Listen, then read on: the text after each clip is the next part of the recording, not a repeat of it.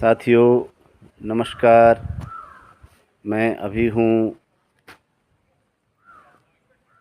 राज inter college Basu Kedar में, और जैसा कि आप देख पा रहे हैं बहुत सुरम्य,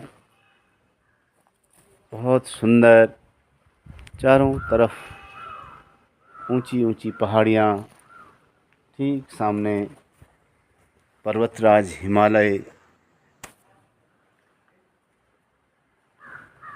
और ये बांझ बुरासों से आच्छादित बहुत सुंदर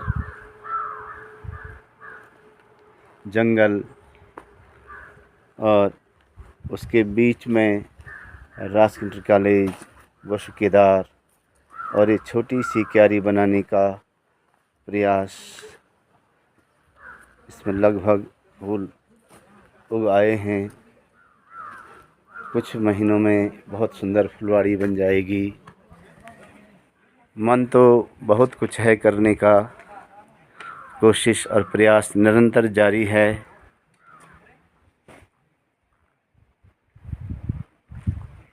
बहुत हल्की हल्की हवा चल रही है, मंद पवन के झोंके झूम रहे हों जैसे तरु भी मंद पवन के झोंकों से।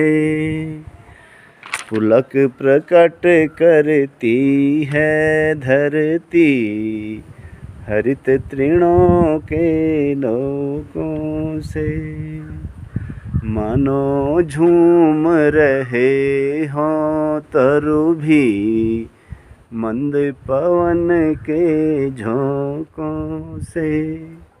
पंत जी की ये कविता, बिल्कुल इसको हम महसूस कर सकते हैं।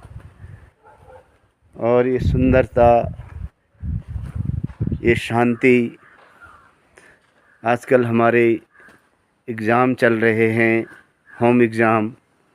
मेरी ड्यूटी सुबह थी, इस समय मेरी ड्यूटी नहीं है, और बच्चे भी नहीं हैं, तो बच्चों के बिना खाली बैठे रहना है यहाँ पे 4 बजे तक। तो मैंने कहा एक वीडियो बना देता हूँ। आपसे निवेदन है कि इसको आप बुरा नहीं मानेंगे कि बार बार वीडियो बना रहा है। जीवन में आप कितना बड़ा काम कर लो, लेकिन कालिदास को जब तक आपने नहीं पढ़ा तब तक जीवन का जो लक्ष्य है वो पाना मुश्किल सा है। साथियों, मैंने भी 2 साल का बीटीसी किया, 2 साल का बीएड किया, 2 साल का एमएड किया, 6 साल की टीचिंग ट्रेनिंग है मेरी। और पता नहीं कितनी ट्रेनिंगें किन किन संस्थानों में कर दी हैं। जो ट्रेनिंग कोई नहीं करी, डीएम साहब ने मुझे वो ट्रेनिंग भी करवाई। यूनिसन वर्ल्ड स्कूल में भेजा, जो लड़कियों का स्कूल है, जहाँ की 1 साल की फ़ीस 20 लाख रुपया है।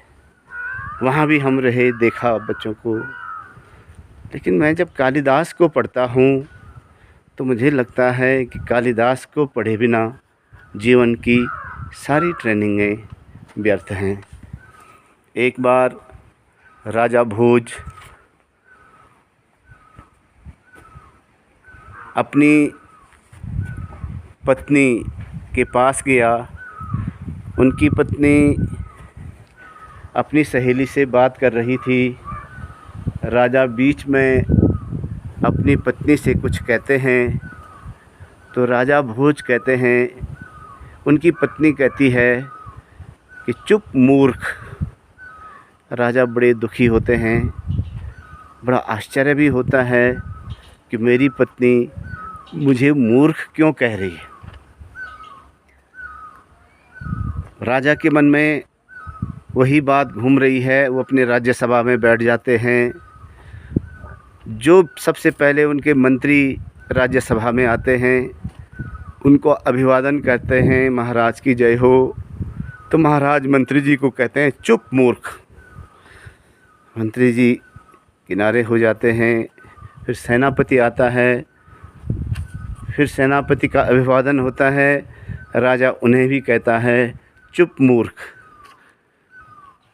तो ऐसे कई लोगों को राजा मूर्ख कहते हैं। कोई प्रतिवाद नहीं करता, कहते हैं पता नहीं आज राजा जी का, महाराज का मूड कैसा है। उसके बाद कालिदास जी आते हैं और कालिदास जी अभिवादन के बाद राजा कालिदास को भी कहते हैं चुप मूर्ख। कालिदास विद्वान थे, स्वाभिमानी थे। उन्होंने राजा को कहा कि खादन्न गच्छामि हसन्न भाषे, गतं न शोचामि कृतं न मन्ये।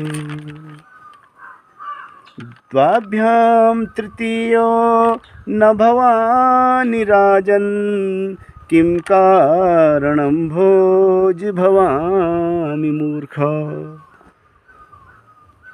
कालिदास जी ने कहा कि खादन न गच्छामि, बोला हे महाराज मैं खड़े खड़े नहीं खाता हूँ, चलते हुए नहीं खाता हूँ। किम कारणम भोज भवानी मूर्ख, आप मुझे मूर्ख कैसे कह सकते हैं जबकि मैं चलते हुए नहीं खाता हूँ। आजकल हम जो देख रहे हैं पाश्चात्य संस्कृति, वो चलते हुए खा रहे हैं, खड़े खड़े खा रहे हैं। कालिदास जी कह रहे हैं जो खड़े खड़े खाते हैं, जो चलते हुए खाते हैं, वो मूर्ख हैं। क्या कह रहे हैं कि खादन न गच्छामि और हसन न भासे। हसन न भासे, हंसते हुए बात नहीं करनी चाहिए। जो हंसते हुए बात करता है वो भी मूर्ख है। तो कालिदास कह रहे हैं कि हे भगवान, मैं न चलते हुए खाता हूँ, न हंसते हुए बात करता हूँ, तो मुझे आप मूर्ख कैसे कह रहे हैं। राजा की बात, अभी राजा को प्रश्न का उत्तर मिला नहीं। तो कालिदास जी आगे कहते हैं गतं न शोचामि कृतं न मन्ये। गतं न शोचामि, बोला जो बीत गया है मैं उसके बारे में नहीं सोचता हूँ। अर्थात जो बीती हुई बातों को बार बार याद करता है, दोहराता है, वो भी मूर्ख है। कहा मैं तो मूर्ख नहीं हूँ, क्योंकि मैं बीती हुई बातों को नहीं सोचता हूँ। और कृतं न मन्ये, सज्जनानां कृत उपकारः न विस्मरन्ति। सज्जन लोग किए हुए उपकार को नहीं भूलते हैं। तो कालिदास जी कह रहे हैं कृतं न मन्ये, मैं कभी भी किसी के किए हुए उपकार को कभी नहीं भूलता। मैं थैंक्स करता सबका। कभी भी मैंने किसी की छोटा और बड़ा उपकार, मैं एक बात इस वीडियो में बोलना चाहूँगा कि हमारे चाचा जी हैं आदरणीय श्री जीतराम भट्ट जी, दिल्ली में संस्कृत हिंदी अकादमी के सचिव हैं। एक बार मेरी चंद्रदीप्ति पत्रिका का ऑनलाइन विमोचन था, चाचा जी उसमें चीफ गेस्ट थे, और भी थे अमेरिका से श्रीमान चक्रधर सेमाल जी थे, फ्लोरिडा से थे, कई लोग, कई ऑनलाइन था तो कई देशों से लोग जुड़े हुए थे, भारत से भी बहुत साहित्यकार जुड़े हुए थे।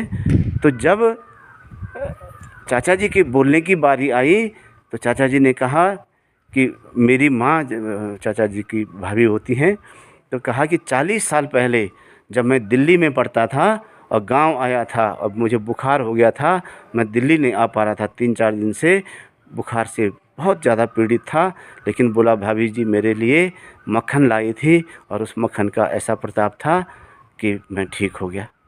40 साल पहले हमारी माताजी चाचा जी की खबर करने गई और कहा कि आपका बुखार कैसा है, और मक्खन खा के ठीक हो गया। और उनको आज तक वो इतनी छोटी बात याद है। तो सज्जनानां कृत उपकारः न विस्मरन्ति, सज्जन लोग कभी भी किसी भी उपकार को नहीं भूलते हैं।